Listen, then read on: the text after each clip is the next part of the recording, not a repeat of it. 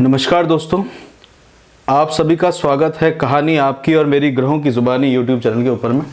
इसमें आज जो हम लोग बात करेंगे वो बुध का जो है पूर्वा भाद्रपद नक्षत्र के अंदर में जो गोचर होगा उसके लिए। बुध जो है वो आपके लिए 11वीं राशि में जाएंगे और यहाँ पे गुरु जो है वो 22 तारीख को अस्त हो गए थे। 22 तारीख से लेके आज 23 मार्च तक वो अस्त अवस्था में चलेंगे और 18 तारीख के बाद में 19 तारीख तक में जाएंगे तो बुध भी अस्त अवस्था में हो जाएंगे। तो जब ग्रह अस्त हो जाते हैं तो फल दीपिका के हिसाब से वो इतना पॉजिटिव रिजल्ट दे नहीं पाते।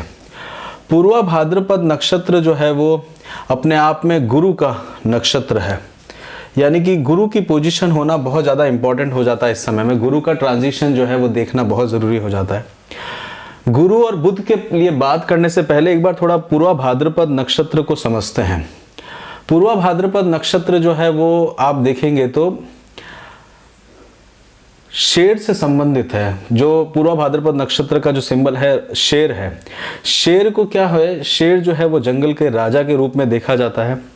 साथ के साथ में अपनी मर्जी का मालिक होता है। आप जब काम करना चाहेंगे तब काम करेंगे, जब खूब काम करेंगे, काम नहीं करना चाहेंगे तो उस समय काम नहीं करेंगे। साथ के साथ में पूर्वा भाद्रपद नक्षत्र जो है वो आप देखेंगे तो पंचम स्थान के ऑपोजिट में आता है, काल पुरुष की कुंडली के अंदर में, सिंह राशि के अंदर में आता है। दुर्गा से ये संबंधित रहता है। अधोमुखी नक्षत्र है, ये अधोमुखी नक्षत्र रहता है, यानी कि जमीन के अंदर वाला नक्षत्र रहता है। किसी भी तरह की तांत्रिक विद्याओं से संबंधित रहता है। पूर्वा भाद्रपद पद मतलब पांव और पूर्व के पांव और एक ही पग यानी एक ही पांव से जन्मे हुए व्यक्ति के बारे में बात होती है और जिसके दो फेस होते हैं और एक ही पांव है इनका। तो कई बार पैरों के अंदर में इंजरी जो है वो पूर्वा भाद्रपद नक्षत्र में देखी जाती है। और रुद्र से संबंधित है तो अज एक पद जो है इसके देवता हैं और साथ के साथ में मेडिटेशन से भी संबंधित रहता है। अपने आप में मेडिटेशन से संबंधित, क्योंकि गुरु भी वहां पे बैठे हुए हैं, तो मेडिटेशन यानी कि एक पांव के ऊपर में कई जो पुराने जमाने में मेडिटेशन करते थे उससे भी ये काम करता है। थोड़ा सा इंट्रोवर्ट नक्षत्र है और जब कभी भी फ्रस्ट्रेशन क्रिएट करता है तो उस समय बहुत तेज आवाज निकालता है, जैसे शेर आवाज निकालता हो। और एक रिलैक्सेशन फील करता है जब कभी भी, मतलब जब अपनी मर्जी से रिलैक्सेशन को क्रिएट करना हो। फैमिली को प्रोटेक्शन करने वाला होता है, फैमिली को प्रोटेक्ट करने के लिए लिया जाता है। और साथ के साथ में नरसिंह भगवान से भी संबंधित रहता है। उनका सर जो था वो शेर के रिलेटेड था। ये जो है जो मृत्यु शैया होती है उसके दो आगे के पाँव का भी इसका सिंबल रहता है। तो ये अग्नि से भी संबंधित रहता है और गर्मी से भी संबंधित रहता है। और अग्नि और गर्मी के साथ साथ में कई बार तूफान को क्रिएट करता है। बिजली जो होती है, जो आकाश में आप बिजली चमकते हुए देखते हैं, तो वो अज एक पद नक्षत्र के जो देवता हैं वो क्रिएट करते हैं और बहुत भारी तूफान लेके आते हैं। तो हवा से भी इसका संबंध रहता है। 11वीं राशि के अंदर में, शनि की राशि के अंदर में है राहु भी 11वीं राशि कुंभ राशि के अधिपति है, तो वायु से भी उसका संबंध क्रिएट हो जाता है। कई बार मृत्यु से संबंधित होने के कारण का एक ट्रांसफॉर्मेशन को भी रिप्रेजेंट करता है, यानी कि जो अग्नि है मृत्यु की, वो एक ट्रांसफॉर्मेशन रहती है शरीर के अंदर में से आत्मा का एक ट्रांसफॉर्मेशन को क्रिएट करने का काम लेके आती है। कई बार जो सर्जरी के अंदर में होते हैं, जो रिसर्च फील्ड के अंदर में होते हैं, जो ब्लैक मैजिक से रिलेटेड होते हैं, रिसर्च ओरिएंटेड होते हैं, कोई प्रशासनिक कार्यों में काम कर रहे होते हैं, तो वो जो है पूर्वा भाद्रपद नक्षत्र से उनका संबंध देखने को मिलता है। दो तरह का स्वभाव इसमें रहता है। और पूर्वा भाद्रपद नक्षत्र जो है वो पैथोलॉजी से भी संबंधित रहता है। साथ के साथ में जब पूर्वा भाद्रपद नक्षत्र 4 पदों में चलते हैं, पहले पद में मेष राशि का नवांश आता है, दूसरे मेष राशि का यानी कि मंगल का बिहेवियर देखना बहुत जरूरी है। दूसरे पद में वृषभ राशि का नवांश आता है जो 23 डिग्री से 26 डिग्री के बीच में रहता है, वृषभ राशि यानी कि शुक्र की राशि में। तीसरे में बुध की राशि स्वयं आती है और बुध अभी एंटर हुए हैं तो तीसरे पद में 26 डिग्री से 30 डिग्री तक, यानी कि 3 जो पद हैं वो तो कुंभ राशि के अंदर में रहेंगे और बुध वहां तक रहेंगे। मिथुन राशि का नवांश आएगा और चंद्र राशि में आएंगे जब वो मीन राशि के अंदर में एंटर हो जाएंगे। तो जब वो मंगल और मेष के अंदर में रहेंगे तो एक डिटर्मिनेशन क्रिएट करेंगे, एंगर क्रिएट कर सकते हैं, एग्रेशन क्रिएट कर सकते हैं, आम से संबंध रहता है इनका। साथ के साथ में शुक्र की राशि में आएंगे तो एक तरह के प्लेजेंट रहना, चीजों को एक्यूमुलेट करना, मटेरियलिस्टिक चीजों की तरफ में लेके जाना, वहां पे उनका ध्यान केंद्रित रहेगा। बुध की राशि में जाएंगे तो बुध के नवांश में जाएंगे तो गॉसिप से संबंधित है, मित्रों से बातचीत करना, कम्युनिकेशन करना, 26 डिग्री से 30 डिग्री वहां पे रहेंगे। और ये रिवर्स भी हो सकता है क्योंकि अस्त अवस्था के अंदर में चल रहे हैं। और चंद्रमा की राशि में, चंद्रमा के नवांश में जाएंगे तो दूसरों की मदद करना, माता से संबंधित इमोशनली इमोशंस को लेके जाना। गुरु का नक्षत्र होने के कारण और शनि की राशि के अंदर में तो दोनों की पोजीशन देखना बहुत इंपॉर्टेंट है। शनि जो है इस समय अपनी ही राशि में चल रहे हैं, कर्म स्थान में चल रहे हैं काल पुरुष की, और गुरु जो है वो आपके लिए लाभ स्थान में चल रहे हैं, कारक भाव नाशक स्थिति के अंदर में चल रहे हैं। तो गुरु उतना इम्पैक्ट ला नहीं पा रहे।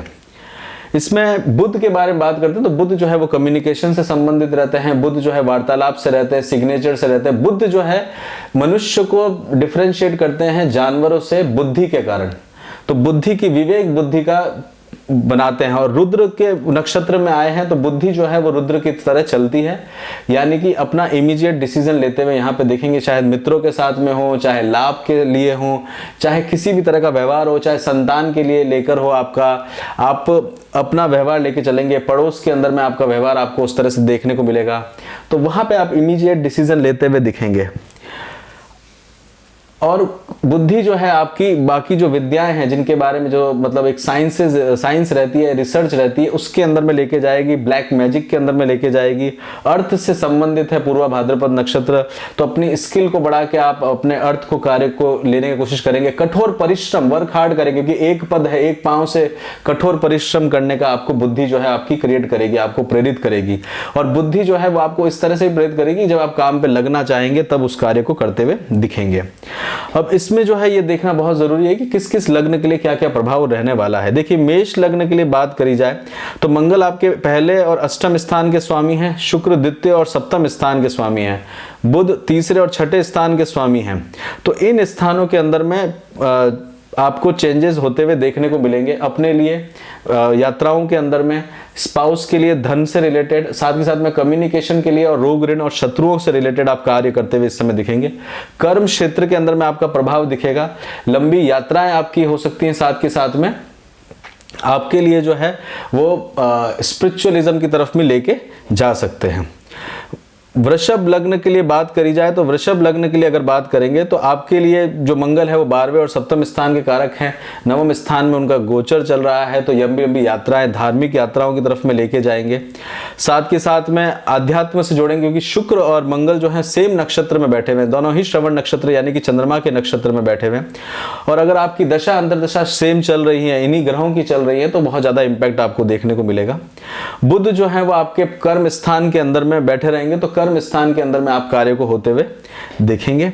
साथ के साथ में आपके लिए जो रहेगा वो गुरु भी कर्म स्थान के अंदर बैठे हुए, तो कर्म स्थान के अंदर में कारक भाव नाशक स्थिति में वृषभ राशि के अंदर में गुरु इतना अच्छा इंपैक्ट नहीं लाते जितना शुक्र लाते हैं। तो जब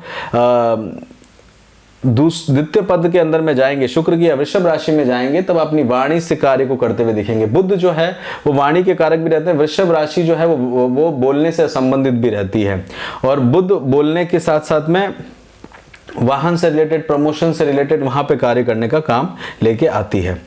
मिथुन राशि के अंदर में जाएंगे, जब मिथुन लग्न के लिए बात करते हैं तो ये अष्टम भाव के अंदर में आपके मंगल और शुक्र रहेंगे, तो वहां पे थोड़ा सा सावधान रहने की आपको जरूरत है। बुध जो है नवम स्थान में, तो भाग्य का सपोर्ट या अध्यात्म से रिलेटेड आपको काम से जोड़ेंगे। गुरु जो है वो भी नवम स्थान के अंदर में बैठे होंगे, तो गुरु जो है स्पिरिचुअलिज्म की तरफ में आपको लेके जाएंगे, अपने पोस्ट ग्रेजुएशन की तरफ, पढ़ाई की तरफ, यात्राओं के प्रति, संगति का ध्यान आपको लेने की आवश्यकता पड़ेगी। रुद्र जो है एक पद जो है वो देखिए एक तरह से अपने आप में मनुष्य गण के नक्षत्र रहते हैं, और ये अपने आप में जो है अगर आपको नॉलेज लेनी है तो मेरे हिसाब से नॉलेज लीजिए, वैसी स्थिति क्रिएट करते हैं। तो मिथुन लग्न के लिए आपको छोटी मोटी यात्राएं पड़ोस के अंदर में और इस तरह का अडमेंट लेके आएंगे, क्योंकि बुध यहाँ पे आपके लग्नेश यहाँ पे प्रभावित हो रहे हैं, तो आपके लग्नेश का प्रभावित होना बहुत इंपॉर्टेंट आपके लिए रहेगा। कर्क लग्न के लिए बात करें तो आपके लिए पार्टनरशिप के अंदर में, आपके इन लॉज के परिवार के हाथ में, यात्राओं के अंदर में वहां पे आपको फर्क लेके आएंगे।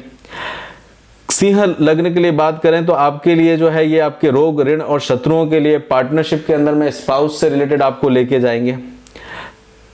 कन्या लग्न के लिए बात करें तो आपके लिए संतान के लिए आपको बढ़ाते हुए दिखेंगे, साथ के साथ में आपको एक अपनी प्रोग्रेस होते हुए उसमें दिखेंगे, और साथ के साथ में बुध और गुरु का मूवमेंट छठे स्थान के अंदर में रहेगा, तो कहीं पे ऋण लेके बिजनेस को बढ़ाने का मौका भी देंगे।